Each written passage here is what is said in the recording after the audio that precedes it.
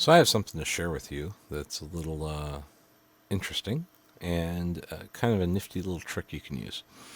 Now I know a lot of people like to use custom UIs, but I never bothered with like custom UI packages. I always found them to be really difficult to look at, and difficult to navigate with.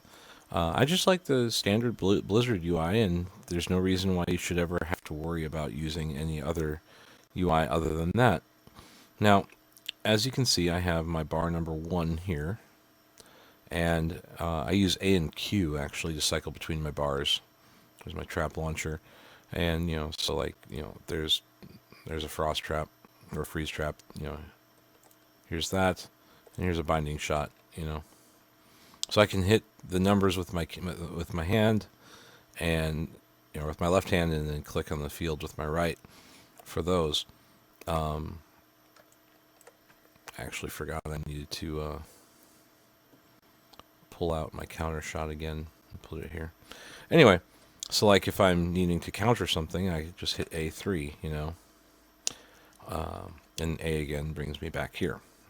But anyway, I have 1 and 2 have the actual numbered things that I need to be able to hit quickly.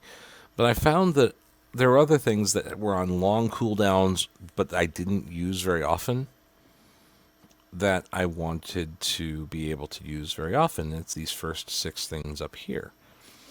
I want to be able to disengage without having to go find it and click it. But I also don't want to, have to switch at bars to do it either.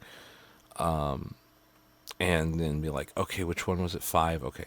No, I want to be able to see when it's on cooldown. That's the other thing. All these are hidden from me when I'm on my main bar. So I want to be able to see if it's on cooldown or not, but then quickly access it without having to worry about having it take up space on my main bar. Same thing with Feign Death, same thing with Deterrence, same thing with Aspect of the Fox, and, Aspect of the Cheetah just happened to fit in there nicely anyway.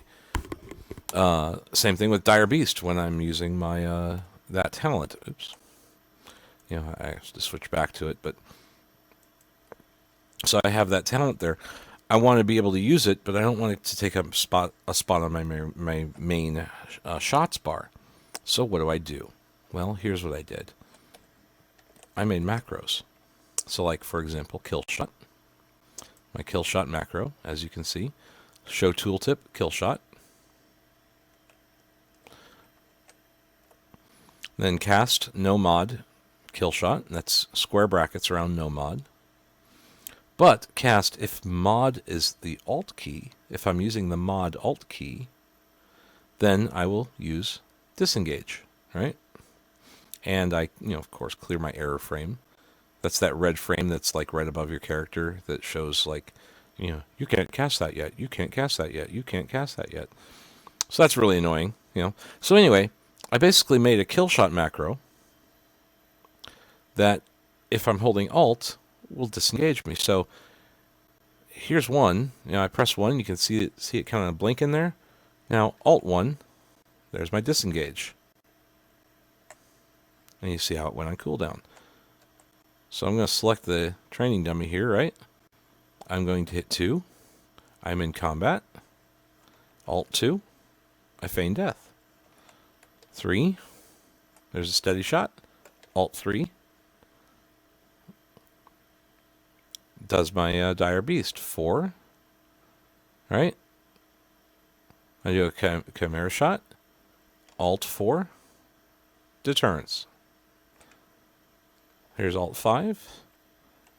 Let's do an aim shot as well by using 5. And so yeah, as you can see, all I have to do to access the ones just above each of these is hold down Alt.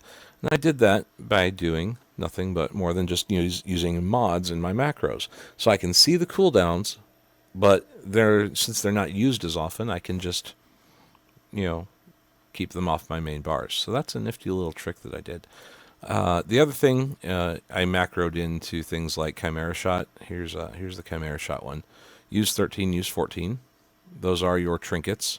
So I also macro in Rapid Fire. I want it on cooldown all the time. I find that for me, and this is just me, And this is good for any beginning raider as well. Macroing in rapid fire means you'll actually use it.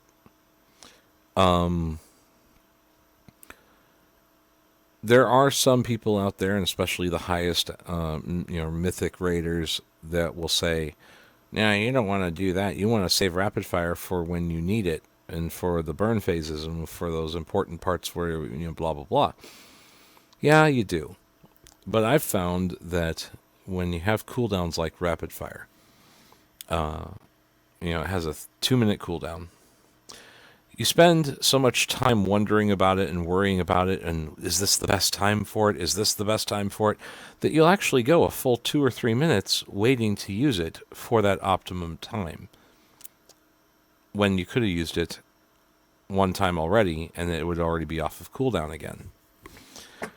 So I find that it's best to just use it. Just use it. Some people will say, well, because of careful aim, the talent careful aim that gives you that 60% chance to crit with your aim shots, you should wait until after you go under 80% and use it right at 79% so that you have a continued window of additional crits. Well, my counterpoint to that would be, well, why not use it during that over 80% time so that you can get more crits in because of that increase to haste by 40%. You get more focus regen because of that increase to haste. You get more shots in during that top 80%. And you're doing more burst damage than anyone else during that top 80%. And who knows, maybe it takes 90 seconds to get that first 80% down. And so 30 seconds later, when you're at 75%, you can use another rapid fire, and boom, there you go. So instead of waiting, you can use it twice instead of only once, and across the entire fight you can use it 6 times instead of only 5. And you happen to who knows when it's going to coincide. So it's always best to just keep all those things off of cooldown. So that's why I macro those things in. So each one of these is pretty much the same. Murder of Crows, use 13, use 14, cast Murder of Crows. And mod alt is Aspect of the Cheetah. My aim shot is, cast rapid fire after using the trinkets, cast aim shot, and, the mod alt is Aspect of the Fox. So I just position the buttons above the abilities that they correspond to in the macros. So all of these are pretty much set on my bar. So yeah, that's pretty much it. I hope you learned something, and I look forward to your feedback. Thanks.